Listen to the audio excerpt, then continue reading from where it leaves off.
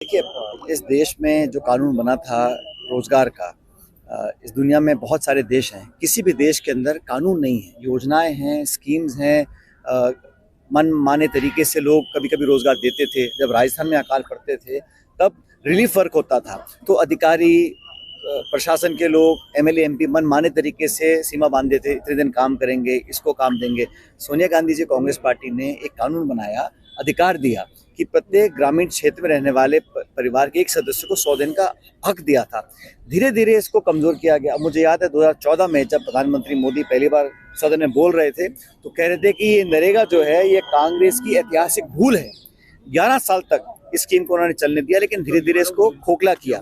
अब इन्होंने इसका नाम बदला है जो महात्मा गांधी जी के नाम पर था, और मुझे खेद है, इस देश में बहुत सारे ऐसी परियोजनाएं हैं जिनका नाम पहले कुछ और था। लोग नाम बदलते हैं महात्मा गांधी का नाम रखने के लिए। पहली बार गांधी जी का नाम बदला जा रहा है। ये किसकी डिमांड पे किया गया, जानकारी किसी को नहीं है। हम लोग विरोध कर रहे हैं कि नरेगा जो एक गरीब तबके में इस देश में जो खाई बन गई है, आज हम सब जानते हैं, अमीर बहुत अमीर हो गया, गरीब बहुत गरीब हो रहे हैं। तो सबसे कम तबके के लोग हैं, सबसे निर्धन लोग हैं, उनके पास ग्रामीण क्षेत्रों में एक सुरक्षा कवच था। हमारे यहाँ बीमा नहीं है, स्वास्थ्य सुरक्षा का कवच नहीं है। एक आर्थिक सुरक्षा कवच कांग्रेस यूपी सरकार ने दिया था, उसको ये खोखला करना चाह रहे हैं। और क्या बहाने दे रहे हैं कि करप्शन पकड़ा गया। 11 साल में सरकार आपकी है, राज्यों में सरकार आपकी है।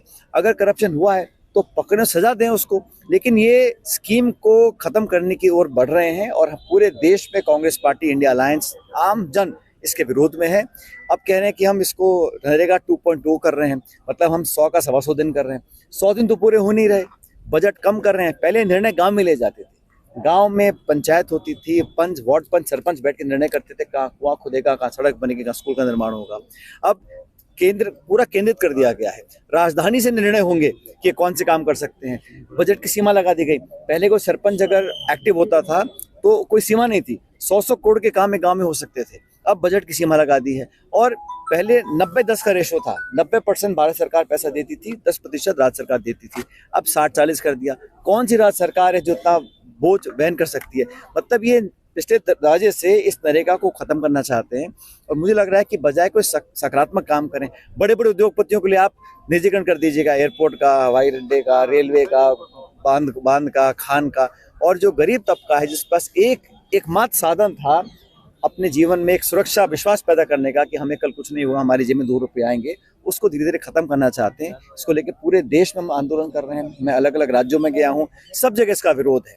क्योंकि दबी जुबान जो भाजपा की सरकारें हैं जहाँ राज्यों में, वो भी नहीं समझ पा रहे हैं और ना ये विश्वास पैदा कर पा रहे हैं कि वो स्कीम को आगे लागू कर सकते हैं।